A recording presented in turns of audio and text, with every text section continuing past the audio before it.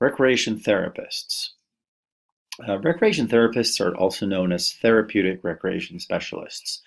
They are a part of a group of professionals, healthcare professionals, that uses therapeutic approaches in their interventions. So that would include physical therapists, occupational therapists, and speech therapists. In this case, recreation therapists use techniques that involve recreation or leisurely activities. So the most common academic preparation for a therapeutic recreation specialist is a bachelor's degree. And if you have an associate's degree, you can also work, but then your job title, just like in the allied health professions, you become a recreation therapy assistant. So there are more than 100 academic programs in the United States. It ranges from a doctorate to a master's degree to a bachelor's degree and associate's degree. And here in Bronx Community College, this is actually one of our options in our department. And we have an associate's degree in recreation therapy. Some states regulate recreational therapists, and it's through licensure, registration, other requirements. One thing we need to remember is that recreational therapists should be comfortable working with patients that are ill and have some form of disabilities, because recreation therapy is actually widely used as a form of intervention involving these patients.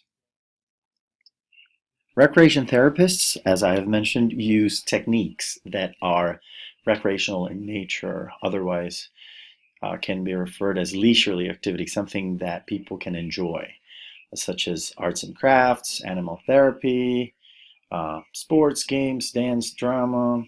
And the main thrust for this intervention is to improve and maintain physical, mental, and emotional well-being among patients. So decrease depression, stress, and anxiety, and at the same time increasing and improving motor function, ability to reason, and of course, self-confidence. Recreation therapists work in a variety of settings, from rehab centers to group homes to hospitals. They work with other healthcare professionals in they become part of the care team of patients that require uh, interventions, uh, therapeutic interventions. And they do assess plan of care, and they work closely with the plan of care that physicians, physical therapists, and occupational therapists, sometimes even speech pathologists, that have drawn whatever they have put together for one particular patient.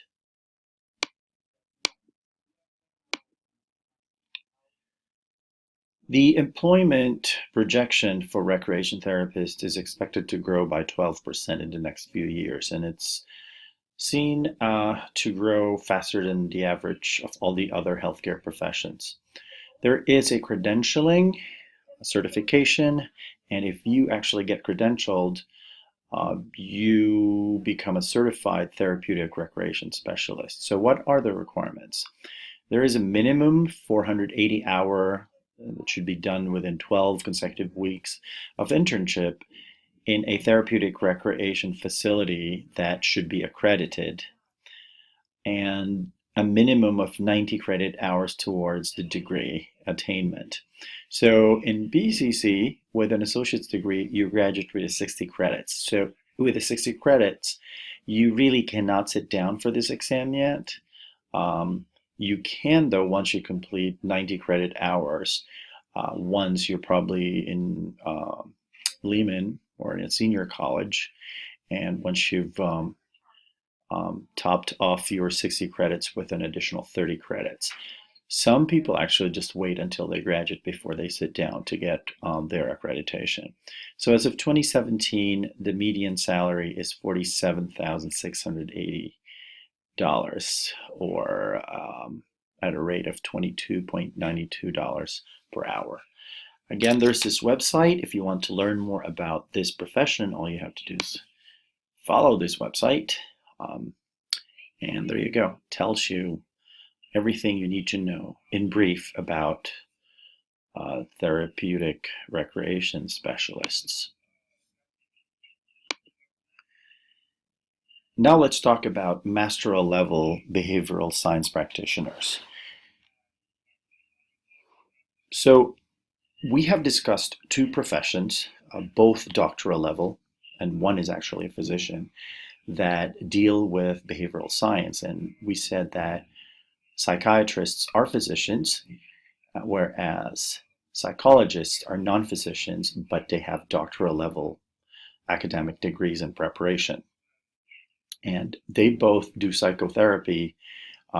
Psychologists concentrate on psychotherapy, and the physicians who are psychiatrists can actually dispense medications. So there is another option if you want to do behavioral health. And with a master's level, you could do this. They are called LMSW or LCSW. So the pathway is not through psychology, but through social work. So you basically become a social worker by doing an MSW, Master of Social Work. And social workers, provide support to patients, overall support, maintenance of health, adjustment to disabilities, being linked to resources in the community, such as SNAP benefits, for instance, getting enrolled in Medicaid and things like that. But if you want to be a social worker and do behavioral and concentrate on behavioral health, you have to be LMSW and after that also an LCSW. So LMSW in the state of New York, LMSW stands for Licensed Medical Social Worker. In the state of New York, you're required a license, and you get it through passing very rigorous exams. And of course, master's degree is required, but you have to put in certain hours. Now, after you have put in additional hours as an LMSW, you can then again apply for LCSW, and with additional training and the additional hours, the state can then grant you a license for as an LCSW, licensed clinical social worker. And the good thing about being an LCSW is that you could set up your own practice and you can supervise an LMSW. Let's talk about dietitians, nutrition science.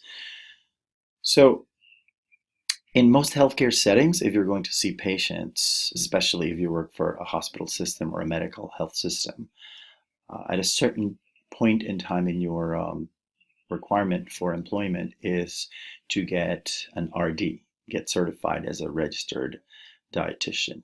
And this is a nationally recognized certification all over the United States. And it's quite a rigorous exam, and it has a lot of requirements. So what are those? The minimum requirement is a bachelor's degree at a U.S. Academic program, and the coursework should have been approved by the Commission on Accreditation for Dietetics Association, and that's under the Academy of Nutrition and Dietetics. This is the professional organization of dietitians and nutritionists in the United States. On top of getting a minimum of a bachelor's degree, you need to complete a supervised practicum, internship, and an accredited, in a Commission on Accreditation for Dietetics Education accredited facility. This could be a community health center, a hospital, a community agency, a food service corporation, but the point is it needs to be done in a setting that is accredited by CADE. All right. And the number of hours is a lot. Typically, a practice program will run from 6 to 12 months in length because of the number of hours that's required. And you have to, if you're going to do clinical nutrition, you will want to have an internship in a medical health system so that you get a full round of training, including a hospital setting, a clinical setting, an outpatient setting. So if you pass the national examination, um, you get this certification, you become an RD. And for you to maintain this certification, you need to keep on doing what we call continuing professional educational requirements. And there's a website, you just log it in. There's credits that you need to complete like every year. Um, and being an RD is usually just a start because there are other certifications in the area of nutrition, such as diabetes. So you can become a diabetes educator, certified CDE, certified diabetes educator. That is an additional exam. There are other certifications in the field of medical nutrition, by the way, clinical nutrition. Now, in the state of New York, there is an additional certification, which is a CDN. And CDN are clinicians, so clinical nutritionists, and they see patients. This is like a one-on-one or a group uh, therapeutic session or counseling session on nutrition. And these are listed down here are what they need. So first you assess the nutrition needs of the patient, how they eat, such as the food patterns. Then you basically assess what they need, the types of food they can eat and they should avoid, things like that. Then you provide counseling, advice, and you help your patients plan menus and direct food preparation to meet the dietary needs of that particular patient. To be a CDN in the state of New York, you need a bachelor's degree with a minimum of 6 months or acceptable experience. Or you could have it with an associate's degree, but you have to have at least 8 years of acceptable experience. Um, how do you get this 8 years of experience? Well, we'll talk about that in the next slide. So only a person certified by the state of New York can use a CDN title. And CDNs can actually work on their own private practice. They can open their own practice. They can see patients. They could also work in clinics alongside primary care providers and other outpatient offices. Now, you're required to display your license, and the certification is good for 3 years. So for you to be able to practice clinical nutrition in New York, you need to re-register and renew your certification every 3 years. There's another certification out there for dietitians, and it's called DTR, Dietetic Technician Registered.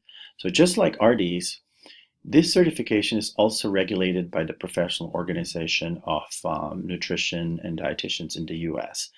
While an RD requires a minimum of bachelor's level academic preparation, DTRs are only required a minimum of an associate's level degree in nutrition. So here in Bronx Community College, this is what we offer. And for you to be able to sit down for this exam, of course, the programs need to be accredited again by the Professional Organization of Dietitians, which is called the Academy of Nutrition and Dietetics. So with a DTR, you are actually considered a nutrition tech or a dietetic technician. Again, going back to allied health professionals, we said there are differences between technicians and technologists. Technicians being those that have a certificate or an associate's level preparation, whereas technologists are the ones that supervise the technicians because they have a higher level of education, which is a bachelor's or a master's degree.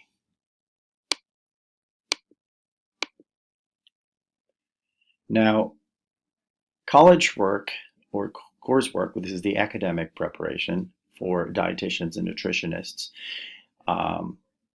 Again, going back to those certifications, because they are handled and regulated by the professional organization of dietitians in the US, all these coursework should be in the curriculum, and that program itself should be accredited. So coursework include nutrition and diet therapy, medical nutrition, of course, for in a hospital setting, clinical setting. Very important: food safety, sanitation, food science, culinary arts, and food prep, and of course, other areas of the sciences and social sciences, such as sociology, being able to communicate, public speaking, being an educator, be able to put together a curriculum for nutrition education, and the sciences, of course, because nutrition is very much science-based and there's a lot of chemistry involved. We find dietitians everywhere, from private practice to hospitals to outpatient clinics, public health, the health department, and employment is also expected to rise to go up by 16% in the next few years. As of 2017, the median salary is $59,000. This depends also on the level of experience and education you have. Also, the longer you stay with your employer, you usually get your increases as well.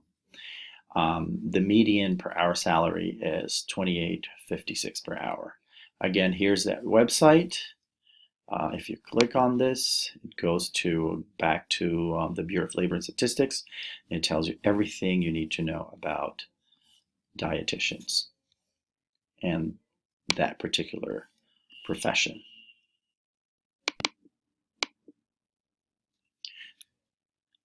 The next healthcare profession that we will be discussing are public health professionals. Public health professionals basically look at the community as the patient. So rather than looking at an individual like physicians do and other clinicians, healthcare professionals do, and looking at the individual as the patient, public health professionals basically look at the community as the patient.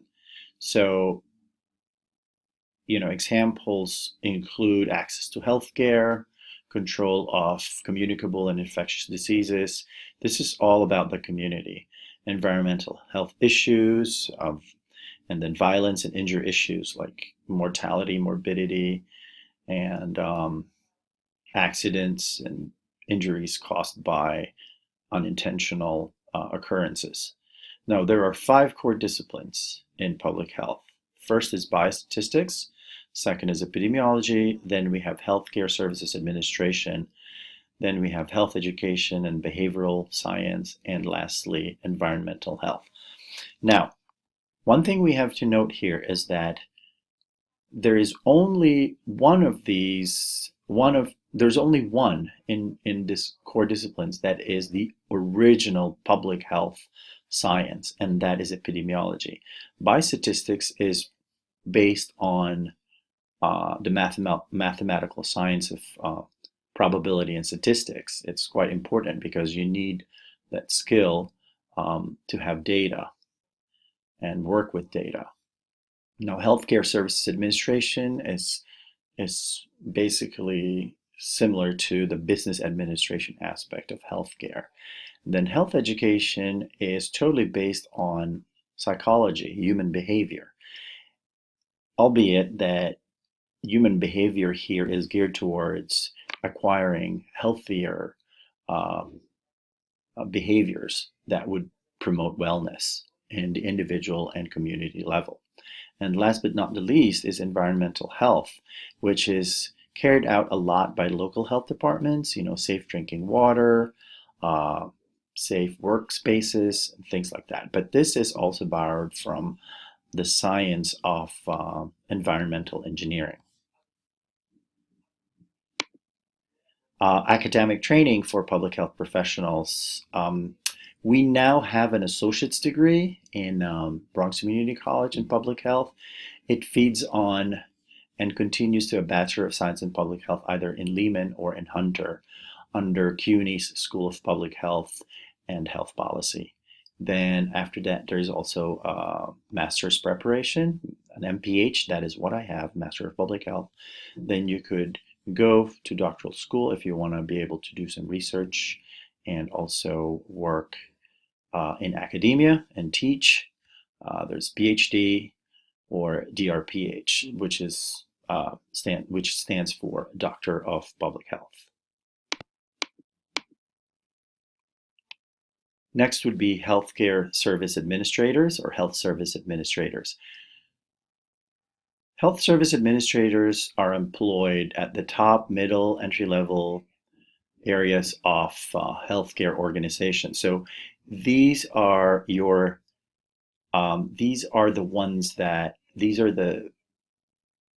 employees and staff that basically help run the business of healthcare. So they are responsible for operations of clinical practices, and especially the finance part, the business part of healthcare. So these are people that could have clinical training as well, but have additional training in managing healthcare organizations. You also have finance people here running the business of healthcare, reimbursements, payments, and things like that. To become a healthcare service administrator requires a minimum of a bachelor's degree. So at Lehman, for instance, there is a bachelor's degree in healthcare administration. That's the name of the degree. There is also a master's in healthcare administration. There are several programs and there are several degrees that could actually help you prepare to become a healthcare administrator. So you could also either do an MHA, an MBA in healthcare finance, a Master of Business Administration. There's also an MPA, Master of Public Administration. You could also do an MPH and concentrate in Health Services Administration. And as far as the whole labor force of healthcare systems, they are actually the largest portion. And then we have health information administrators. These are the information technology or IT guys. And the minimum academic preparation is a bachelor's degree in healthcare information. There's also a master's degree, Master of Health Informatics, and everything is now based on technology in health records, from labs to patient records to record keeping, finance, reimbursement, submission of claims to insurance companies. So health information is a huge field within the healthcare industry. Now, IT managers or IT project managers, what they do is they plan and coordinate and give guidance on technology and computer related activities within the healthcare organization. And they determine what the needs are of the organization. And the job outlook is really growing, 15% in the next several years.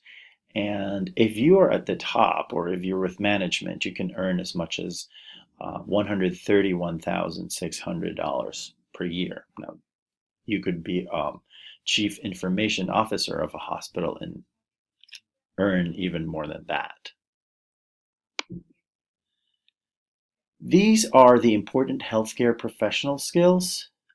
If you are going to be successful in the area of in healthcare industry, these are special skills that employers are looking for if you want to work in healthcare. So first is care coordination. That is usually done by primary care providers, clinicians. Same with chronic disease management by nurses. You need to have some level of computer skills because, as we said, everything is now based on information technology.